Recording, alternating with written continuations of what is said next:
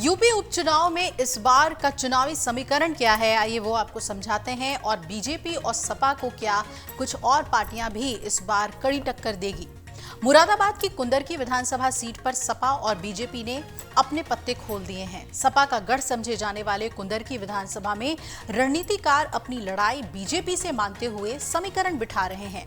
वहीं एक वर्ग का मानना है कि छोटे छोटे दल बड़ों का समीकरण जरूर बिगाड़ सकते हैं। कुंदर की विधानसभा पर सपा का 2002 से ही वर्चस्व रहा है और इस सीट पर 1993 में एक बार बीजेपी के नेता चंद विजय सिंह ने चुनाव जीता था।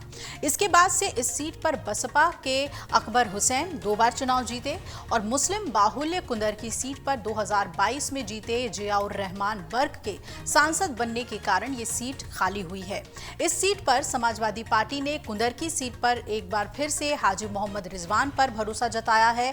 वहीं बीजेपी ने रामवीर सिंह पर दांव खेला है। इस सीट पर एआईएमआईएम ने हाफिज वारिस को टिकट देकर मुकाबला त्रिकोणीय कर दिया है। आजाद समाज पार्टी कांशीराम ने चांद बाबू को भी मैदान में उतारा है। हाफिज वारिस पिछले 2022 के चुनाव में 14,700 वोट उन्होंने पाए थे और इस वक्त कुंदरकी में एआईएमआईएम का जो स्थानीय निकाय में वो चेयरमैन भी हैं। इस कारण हाफिज वारिस को हल्के में लेना बड़े दलों के लिए ठीक नहीं बताया जा रहा।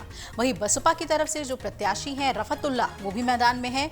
बीजेपी ने इस सीट को जीतने के लिए पूरा जोर लगा दिया है। मुख्यमंत्री कुंदरकी में दौरा कर चुके हैं। 4 मंत्रियों को भी कुंदरकी में लगा दिया गया है।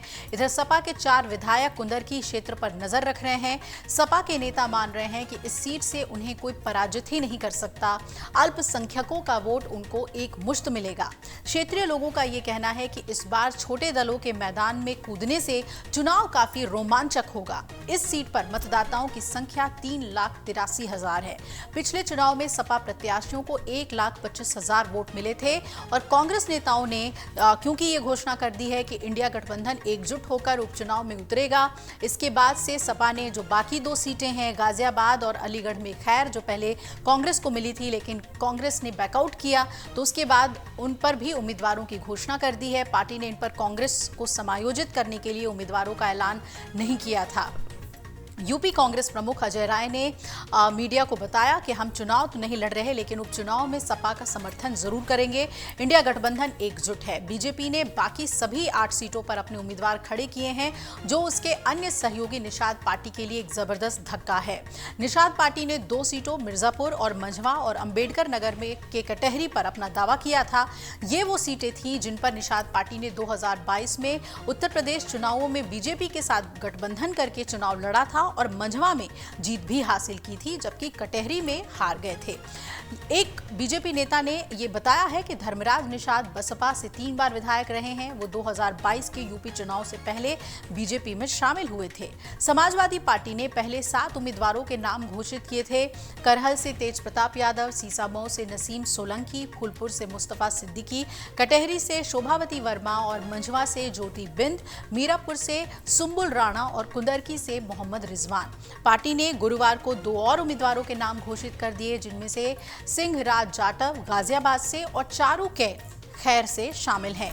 बीजेपी ने किन्हें टिकट दिया है वो भी आपको बता दें कि बीजेपी की सूची में कुंदरकी से रामवीर सिंह ठाकुर हैं, तो गाजियाबाद से संजीव शर्मा, खैर से सुरेंद्र दिलेर और करहल से अनुजेश यादव, फूलपुर सीट से दीपक पटेल, कटहरी से धर्मराज निषाद, मंझवा से सुचिस्मिता मौर्य और सीसामऊ सीट से सुरेश अवस्थी शामिल हैं। वहीं आरएलडी ने मीरापुर से मिथिलेश पाल को गठबंधन का प्रत्याशी बनाया है।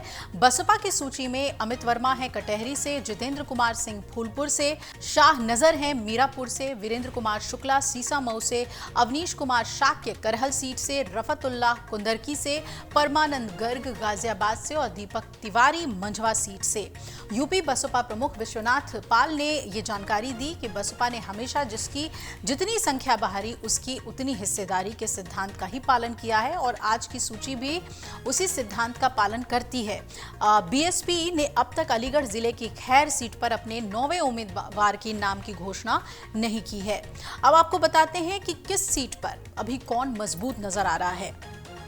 तो पहले बात करहल की करते हैं। 1993 में सपा का गढ़ माना जाता था और इस पर मुलायम सिंह यादव के पोते तेज प्रताप यादव और अनुजेश यादव के बीच आमना सामना होगा। 2022 के विधानसभा चुनाव में सीसा, मऊ, कटेहरी, करहल, मिल्कीपुर और कुंदरकी पर समाजवादी पार्टी ने कब्जा किया था, जबकि बीजेपी ने फूलपुर, गाजियाबाद और खैर पर जीत दर्ज की थी। वहीं रालोद ने मीरापुर सीट जीती थी और निषाद पार्टी ने मंझवा सीट पर जीत हासिल की थी। यूपी की 9 विधानसभा सीटों पर उपचुनाव 13 नवंबर को होगा और परिणाम 23 नवंबर को घोषित किए जाएंगे। अब देखना यह है कि छोटे दल क्या बड़े दलों यानी कि बीजेपी और समाजवादी पार्टी का खेल बिगाड़ सकते हैं या नहीं। अगर आप ये वीडियो YouTube पर देख रहे हैं तो हमारे चैनल को सब्सक्राइब कर बेल आइकन दबाएं और Facebook पर देख रहे हैं तो हमारे पेज को लाइक करें। 8 मिलियन प्लस सब्सक्राइबर, आपके इस भरोसे के लिए बहुत धन्यवाद।